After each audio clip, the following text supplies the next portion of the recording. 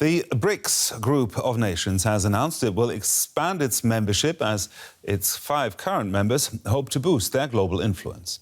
Brazil, Russia, India, China and South Africa will formally invite 6 additional members to join the economic alliance at the start of 2024. They are Argentina, Egypt, Ethiopia, Iran, Saudi Arabia and the United Arab Emirates. The announcement came on the final day of the bloc summit in Johannesburg.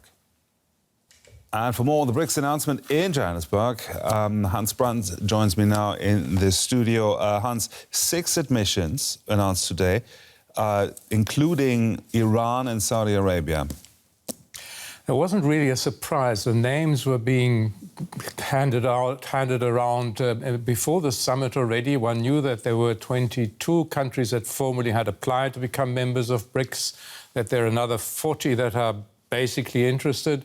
What was a bit of a surprise was that there was a fairly quick agreement in the end on actually admitting new members, and that these members will in fact become full members at the beginning of next year. In other words, in just a few months' time. The speed with which this is happening, that's really a surprise. Saudi Arabia and Iran, that's 2 countries between which China has mediated recently, because they have been at loggerheads for many, many years, in most recent years over the situation, the war in Yemen.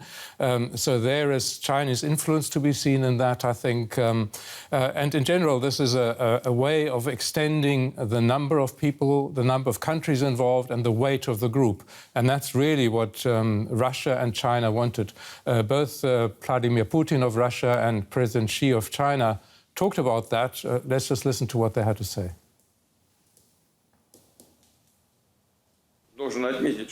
I must note that, as it turned out, this work was not easy, and President Ramaphosa showed amazing diplomatic skills in agreeing on all positions, including those related to the expansion of BRICS. I would like to congratulate our new members, who will work at full scale next year. I would like to assure all colleagues that we will continue the work that we have started today to expand the influence of BRICS in the world. BRICS countries are all countries with important influence and shoulder important responsibility for world peace and development. These new members provide a new starting point for BRICS cooperation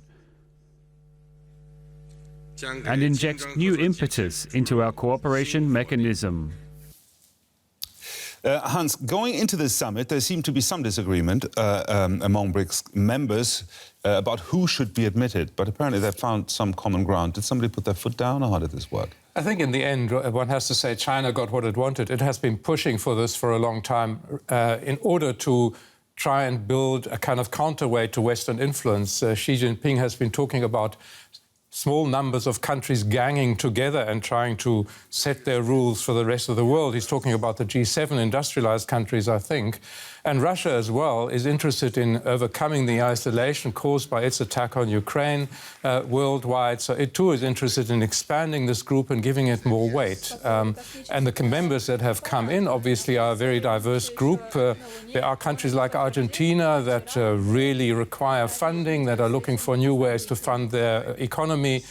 Saudi Arabia has in the past been very closely associated with the United States and is taking a step away from that now. Brings a lot of money into this kind of association. So there's a lot of interests that have been covered here, but the present 5 members, now the whole thing has been turned into having 11 members. Of course, their influence has been diluted. You spoke about money. There's also talk of a common BRICS currency. What would that be good for? Yes, we were talking on the one hand about a political alliance, a counterweight to Western political influence, but we're also very much talking about an attempt to get away from Western economic influence, from the dollar, basically. And this grouping has its own development bank, the New Development Bank. They are trying to find a way of giving loans to its member countries that are not denominated in dollars. This is a very, very big project, very difficult to achieve, but it's something that all of those countries, especially also China, have been pushing for a long time. So let's see if it works. There's people with money, like Saudi Arabia, coming in, people with needs, like Africa and Argentina, that are putting a lot of hope into this kind of development. Our correspondent Hans Brandt there. Thank you, Hans.